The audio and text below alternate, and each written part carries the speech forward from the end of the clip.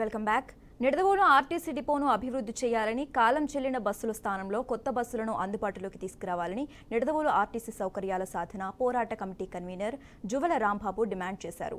ఇవాళ ఆర్టీసీ డిపోను పరిశీలించిన రాంబాబు, ఏజెన్సీకి ముఖద్వారంగా నియోజకవర్గం కేంద్రంగా ఉన్న ఈ డిపో అత్యంత లాభాలతో నడుస్తుందన్నారు. లాభాలతో నడిచే డిపోపై కొంతమంది అధికారులు నిర్లక్ష్యంగా వహిస్తున్నారని, దీంతో డిపో అభివృద్ధి కుంటిపడుతుందని మండిపడ్డారు.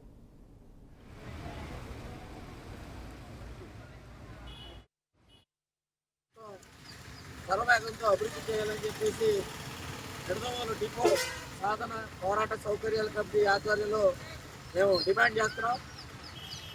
గతంలో జగన్మోహన్ రెడ్డి గారు నిడదవోలు వచ్చిన సందర్భంగా సెయింట్ ఆంబ్రోస్ గ్రౌండ్స్లో జరిగిన సభలో నిడదవోలు ఆర్టీసీ డిపోకి పక్కా భవనాల నిర్మాణం కోసం, కొత్త సర్వీసుల కోసం 6 కోట్ల రూపాయలు కేటాయిస్తున్నట్టుగా ప్రకటించారు. కానీ ఈరోజు కూడా ఆ డబ్బులు విడుదల చేయలేదు. జగన్మోహన్ రెడ్డి గారు నిడదవోలు ఆర్టీసీ డిపో అభివృద్ధికి ఆయన నిధులు మంజూరు చేయకుండా దగా చేశారు.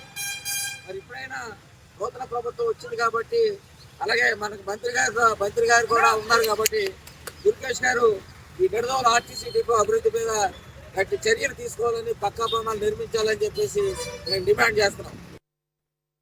నిడదవోలు ఆర్టీసీ డిపోని